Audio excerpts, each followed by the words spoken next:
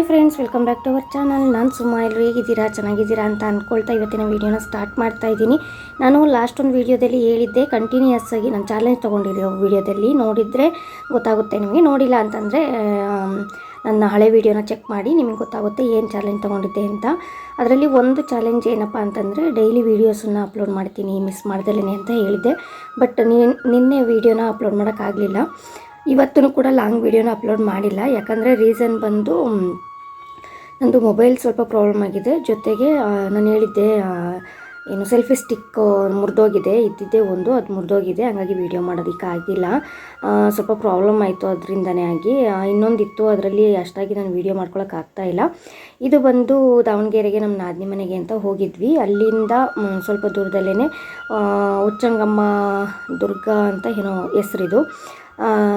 ಆ ದೇವಸ್ಥಾನವನ್ನು ನೋಡಿರಲಿಲ್ಲ ಅಂತ ಇದ್ವಿ. ಬಟ್ ಹೋಗಿದ್ವಲ್ವ, ಅವರು ಅಡುಗೆ ಮಾಡಿ ಊಟ ಮಾಡಿ ನಾವು ವಾಪಸ್ ಬರೋ ಅಷ್ಟೊತ್ತಿಗೆ ಅವರು ಅಡುಗೆ ಮಾಡೋದು ಲೇಟ್ ಆಗುತ್ತಲ್ವ ಅಂತ ಅಂದ್ಬಿಟ್ಟು ನಾವಿಲ್ಲಿ ಇದೊಂದು ದೇವಸ್ಥಾನ ನೋಡ್ಕೊಂಡು ಹೋಗೋಣ ಅಂತ ಬಂದಿದ್ವಿ.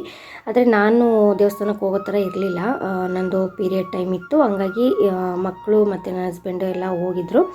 ಅತ್ತೆ ಕೂಡ ಬಂದಿದ್ರು ಜೊತೆಯಲ್ಲಿ. ಅವರಿಗೂ ರೀಸೆಂಟಾಗಿ ಹುಷಾರಿರಲಿಲ್ಲಲ್ಲ, ಅವರು ವೀಕ್ ಆಗಿದ್ರು ಸ್ವಲ್ಪ. ಹಂಗಾಗಿ ಮೆಟ್ಲು ಹತ್ತಕ್ಕಾಗಲ್ಲ, ಬೇಡ ನೀವು ಇಲ್ಲೇ ಇರ್ರಿ ಅಂತ ನಮ್ಮ ಅತ್ತೆನ ಬಿಟ್ಬಿಟ್ಟು ಇವ್ರು ದೇವಸ್ಥಾನ ನೋಡ್ಕೊಂಬರೋದಕ್ಕೆ ಹೋಗಿದ್ರು. ಈ ಥರ ಮೆಟ್ಲುಗಳನ್ನ ಹತ್ಕೊಂಡು ಹೋಗಬೇಕು.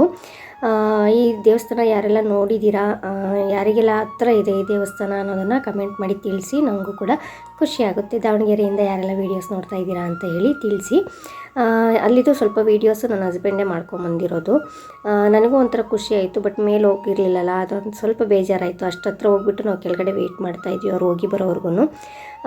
ಇಲ್ಲಿ ಮೇಲ್ಗಡೆ ಹೋದ್ಮೇಲೆ ಈ ಥರ ಎಲ್ಲ ಇದೆ ಅಂತೇಳಿ ನಾನು ನೋಡ್ದಂಗೆ ಆಗುತ್ತೆ ಅಂತ ವೀಡಿಯೋಸ್ ಮಾಡ್ಕೊಂಡಿದ್ರು. ಅದೇ ವೀಡಿಯೋಸ್ನ ನಾನು ಇಲ್ಲಿ ಅಪ್ಲೋಡ್ ಮಾಡ್ತಾಯಿದ್ದೀನಿ ಅವ್ರ ಮೊಬೈಲಲ್ಲಿ. ನನ್ನ ಮೊಬೈಲಲ್ಲಿ ಸ್ವಲ್ಪ ವೀಡಿಯೋಸೂ ಅಷ್ಟು ಕ್ಲಾರಿಟಿಯಾಗಿ ಬರ್ತಾಯಿಲ್ಲ. ನೋಡೋಣ ಏನಾಗುತ್ತೆ ಅಂತ. ನೆಕ್ಸ್ಟ್ ಮತ್ತೆ ವೀಡಿಯೋ ಮಾಡಲೇಬೇಕು ನಾಳೆಗೆ ಅಂತ ಹೇಳಿ. ಅದು ಯಾವ ರೀತಿಯಾಗಿ ಬರುತ್ತೆ ಅಂತ ಗೊತ್ತಿಲ್ಲ. ಅಲ್ಲಿ ಬೋರ್ಡ್ ನೋಡಿ ಗೊತ್ತಾಗುತ್ತೆ, ಉಚ್ಚಂಗಮ್ಮ ದೇವಿ ದೇವಸ್ಥಾನ ಇದು.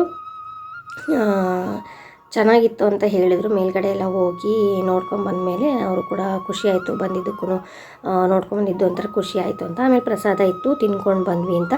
ಮೆಟ್ಲತ್ತೋದಕ್ಕೆ ಸ್ಟಾರ್ಟಿಂಗಲ್ಲಿ ಮಾವಿನಕಾಯಿ ತೊಗೊಂಡಿದ್ದು ನೋಡಿದ್ರೆ, ಮಾವಿನಕಾಯಿ 30 ರೂಪೀಸ್ಗೊಂದು. ನಾನು ಬೆಳಿಗ್ಗೆ ಸ್ವಲ್ಪ ತಿಂಡಿ ತಿನ್ಕೊಂಡಿದ್ದು, ಹೊಟ್ಟೆ ಹಶ್ವಾಗ್ತಾಯಿತ್ತು ಅಂತ ಬೇಗ ಹೋಗಿ ಬಂದುಬಿಡಿ, ಹೊಟ್ಟೆ ಹಶ್ವಾಗ್ತಾಯಿದೆ ಅಂತ ಹೇಳಿದ್ದೆ. ಹಾಗಾಗಿ ಲೇಟ್ ಆಗಿಬಿಟ್ರೆ ಕಷ್ಟ ಅಂತಂದ್ಬಿಟ್ಟು ಒಂದು ಮಾವಿನಕಾಯಿನ ಕೊಡಿಸ್ಬಿಟ್ಟು ನನಗೂ ನಮ್ಮ ಅತ್ತೆಗೂ ಮಕ್ಳಿಗೂ ಕೊಡಿಸ್ಕೊಂಡು ಕರ್ಕೊಂಡೋಗಿದ್ದರು. ಆಮೇಲೆ ಪ್ರಸಾದ ತಿಂದಾದಮೇಲೆ ಪ್ಲೇಟ್ ತೊಳಿತಾಯಿದ್ರು ಅನಿಸುತ್ತೆ. ಆವಾಗ ಪಾಪ ಕತ್ತೆಗಳು ಇಲ್ಲಿಗೆ ಮೇಲ್ಗಡೆಗೆ ಏನೇ ಸಾಮಾನು ಬೇಕಾದ್ರೂ ದೇವಸ್ಥಾನಕ್ಕೆ ಶಿಫ್ಟ್ ಮಾಡೋದು, ಕತ್ತೆಗಳ ಮೇಲೆ ಒರೆಸ್ಕೊಂಡು ಬರ್ತಾರಂತೆ. ಅದು ಪಾಪ ನೀರು ಕುಡಿಯೋಕ್ಕೇನೋ ಕಷ್ಟಪಡ್ತಾಯಿತ್ತು ಅಂತೇಳಿ ನಮ್ಮ ಮನೇಲಿ ನೀರು ಕುಡಿಸಿದ್ದಾರೆ ನನ್ನ ಮಕ್ಕಳು. ಅದನ್ನು ಕೂಡ ವೀಡಿಯೋಸ್ ಮಾಡ್ಕೊಂಬಂದಿದ್ರು, ಅದನ್ನು ಕೂಡ ಇಲ್ಲಿ ಆ್ಯಡ್ ಮಾಡಿದ್ದೀನಿ. ಅದಾದಮೇಲೆ ಇದು ಸ್ವಲ್ಪ ವೀಡಿಯೋಸು ಪೆಂಡಿಂಗಲ್ಲಿತ್ತು ಅಂತ ಹೇಳಿ ಅದನ್ನು ಕೂಡ ಇದರಲ್ಲೇ ಆ್ಯಡ್ ಮಾಡಿದ್ದೀನಿ. ಏನು ಅಂತಂದರೆ, ಅಡುಗೆಗೆ ಸಾಂಬಾರು ಮಾಡ್ಕೊಂಡಿದ್ದೆ, ಏನೇನಿಲ್ಲ. ಸಾಂಬಾರು ರೆಸಿಪಿ ಕೂಡ ಅಲ್ಲ, ಸುಮ್ಮನೆ ಶಾರ್ಟಾಗಿ ಹೇಳ್ತೀನಿ ಅಷ್ಟೇ, ಕೇಳಿಸ್ಕೊಳ್ಳಿ. ಏನಂದರೆ, ಇಲ್ಲಿ ಫಸ್ಟೇ ತೊಗರಿಬೇಳೆ ಮತ್ತು ಸ್ವಲ್ಪ ಹೆಸರುಬೇಳೆ ಮತ್ತು ಹೀರೆಕಾಯಿ, ಟೊಮೊಟೊ, ಈರುಳ್ಳಿ, ಹಸಿಮೆಣ್ಸಿನ್ಕಾಯಿ ಬೇಕಾದರೆ ಹಸಿಮೆಣ್ಸಿನ್ಕಾಯಿ ಅಥವಾ ಖಾರದ ಪುಡಿ, ಸಾಂಬಾರು ಪುಡಿ ಇದೆಲ್ಲದನ್ನು ಹಾಕಿ ನಾನು ಬೇಳೆ ಸಾಂಬಾರು ಬೇಯಿಸ್ಕೊತೀನಲ್ವ, ಅದೇ ಥರನೇ ಬೇಯಿಸಿ ರೆಡಿ ಮಾಡಿ ಇಟ್ಕೊಂಡಿದ್ದೀನಿ. ಅದನ್ನು ತೆಗೆದ್ಮೇಲೆ ಸ್ಮ್ಯಾಶ್ ಕೂಡ ಮಾಡ್ಕೋಬೇಕು. ಇವಾಗ ಒಗ್ಗರಣೆ ಇಟ್ಕೊಂಡಿದ್ದೆ. ಸ್ವಲ್ಪ ಸಾಸಿವೆ, ಜೀರಿಗೆ, ಕರಿಬೇವು, ಸ್ವಲ್ಪ ಅರಿಶಿನ, ಎಣ್ಣೆಗೆ ಅರಿಶಿನ ಹಾಕಿದ್ರೆ ಕಲರ್ ಸಖತ್ತಾಗಿ ಬರುತ್ತೆ. ಇವಾಗ ಅದರದ್ದು ನೀರನ್ನು ನಾನು ಬಸ್ಕೊಂಡು ಆಮೇಲೆ ಅದನ್ನು ಮಸ್ಕೋತೀನಿ. ಅದಾದಮೇಲೆ ಅದು ಒಗ್ಗರಣೆ ನೀರೇನಿದೆ ಮತ್ತು ವಾಪಸ್ ಅದಕ್ಕೇ ಹಾಕಿಬಿಟ್ಟು ಮಿಕ್ಸ್ ಮಾಡಿ ಕುದಿಸ್ಕೊಂಡ್ರೆ, ಕೊನೆಯದಾಗಿ ಕೊತ್ತಂಬರಿ ಸೊಪ್ಪು ಮತ್ತು ಉಪ್ಪನ್ನ ಹಾಕಿ ಕುದಿಸ್ಕೊಂಡ್ರೆ ಸಾಂಬಾರು ರುಚಿಯಾಗಿ ರೆಡಿಯಾಗಿರುತ್ತೆ. ನೀವು ಈ ಥರ ಏನಾದರೂ ಮಾಡಿದ್ದೀರಾ ಹೀರೆಕಾಯಿಂದ ಅಂತ ಹೇಳಿ ಕಮೆಂಟ್ ಮಾಡಿ ತಿಳಿಸಿ. ಅಥವಾ ಬೇರೆ ಥರ ಯಾವ ಥರ ಮಾಡಿದ್ರೆ ಇನ್ನೂ ಚೆನ್ನಾಗಿರುತ್ತೆ ಅನ್ನೋದನ್ನು ಕಮೆಂಟ್ ಬಾಕ್ಸಲ್ಲಿ ಕಮೆಂಟ್ ಮಾಡಿ. ನಾನು ಕೂಡ ಇನ್ನೊಂದು ಸಲ ಮಾಡುವಾಗ ಅದನ್ನು ಟ್ರೈ ಮಾಡ್ತೀನಿ.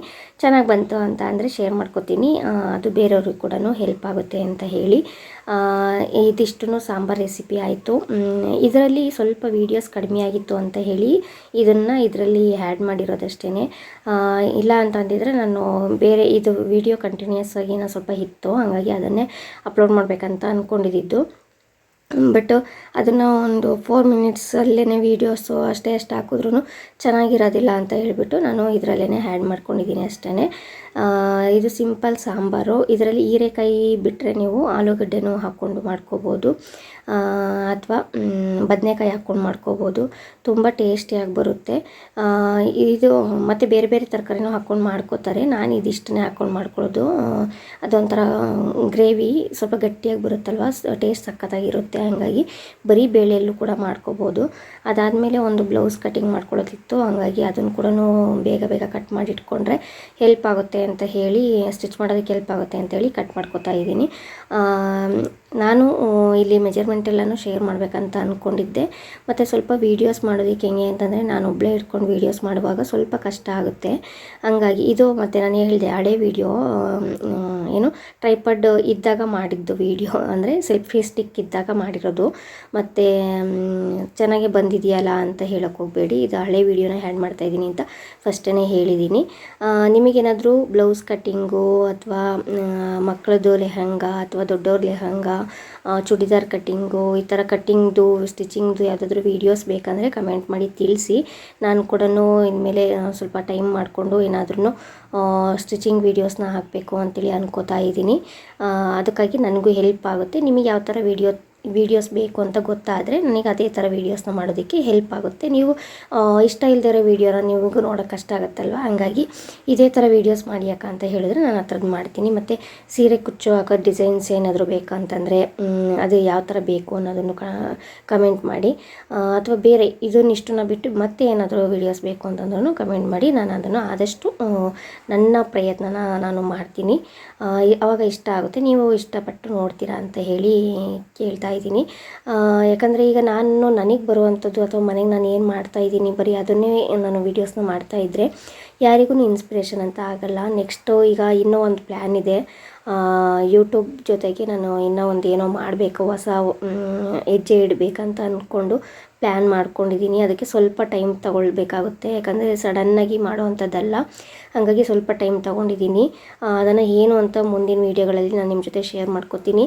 ಆ ಒಂದು ಏನು ಕಷ್ಟಪಟ್ಟು ದುಡಿಮೆ ಮಾಡೋರಿಗೆ ಅದು ಒಂದು ಒಳ್ಳೆಯ ಇದು ಅಂತ ಹೇಳಿ ಯೋಚನೆ ಮಾಡಿ ಮಾಡ್ತಾಯಿದ್ದೀನಿ. ನನ್ನ ಕಷ್ಟಕ್ಕೆ ಪ್ರತಿಫಲ ಸಿಕ್ಕೇ ಸಿಗುತ್ತೆ. ನೀವೆಲ್ಲರೂ ನನಗೆ ಒಂದು ಇದು ಹೆಜ್ಜೆ ಏನಿಡೋದಕ್ಕೆ ನೀವೆಲ್ಲರೂ ಸಪೋರ್ಟ್ ಮಾಡ್ತೀರಾ ಅಂತ ಅಂದ್ಕೊಂಡಿದ್ದೀನಿ. ಪ್ಲೀಸ್ ಯಾರೆಲ್ಲ ನನಗೆ ಆ ಹೊಸ ಹೆಜ್ಜೆ ಇಡೋದಕ್ಕೆ ಸಪೋರ್ಟ್ ಮಾಡ್ತೀರಾ, ಪ್ಲೀಸ್ ಕಮೆಂಟ್ ಮಾಡಿ. ಈ ವಿಡಿಯೋನ ಪೂರ್ತಿಯಾಗಿ ನೋಡಿದವ್ರಿಗೆ ತುಂಬ ಅಂದರೆ ತುಂಬಾ ಥ್ಯಾಂಕ್ಸ್ ಹೇಳ್ತೀನಿ. ಹಾಗೆಯೇ ವಿಡಿಯೋನ ನೋಡಿದವರು ದಯವಿಟ್ಟು ಸಬ್ಸ್ಕ್ರೈಬ್ ಮಾಡಿಕೊಂಡು ನೋಡಿ, ನನಗೆ ತುಂಬ ಅವಶ್ಯಕತೆ ಇದೆ ಸಬ್ಸ್ಕ್ರೈಬರ್ಸ್ದು. ಹಂಗಾಗಿ ಹೇಳ್ತಾ ಇದ್ದೀನಿ, ಒಂದು ಲೈಕ್ ಮಾಡೋದ್ರಿಂದ ಈ ವಿಡಿಯೋ ಇಷ್ಟ ಆಗಿದೆಯಲ್ಲ ಅವರಿಗೂ ಅನ್ನೋದು ನನಗೂ ಖುಷಿಯಾಗುತ್ತೆ ಅಂತ ಲೈಕ್ ಕೇಳೋದಷ್ಟೇ. ಅದು ಬಿಟ್ಟರೆ ನಿಮ್ಮ ಫ್ಯಾಮಿಲಿ ಫ್ರೆಂಡ್ಸ್ ಜೊತೆ ಶೇರ್ ಮಾಡಿಕೊಂಡು ಕೂಡ ಸಪೋರ್ಟ್ ಮಾಡಿ. ಇದು ಇವತ್ತಿನ ವಿಡಿಯೋ ಇಷ್ಟ ಆಗಿತ್ತು. ಈ ವಿಡಿಯೋ ಇಷ್ಟ ಆಗಿದ್ದರೆ ಲೈಕ್, ಶೇರ್, ಕಮೆಂಟ್. ಹಾಗೆಯೇ ನನ್ನ ಚಾನಲ್ನ ಯಾರೇನೋ ಸಬ್ಸ್ಕ್ರೈಬ್ ಮಾಡದೆ ನೋಡ್ತಾ ಇದ್ದೀರಿ, ದಯವಿಟ್ಟು ಪ್ಲೀಸ್ ಇನ್ನೊಂದ್ಸಲ ಹೇಳ್ತಾ ಇದ್ದೀನಿ, ಸಬ್ಸ್ಕ್ರೈಬ್ ಮಾಡಿಕೊಂಡು ಸಪೋರ್ಟ್ ಮಾಡಿ. ಸಿಗ್ತೀನಿ ನೆಕ್ಸ್ಟ್ ವಿಡಿಯೋದಲ್ಲಿ. ಟೇಕ್ ಕೇರ್, ಬೈ ಬಾಯ್.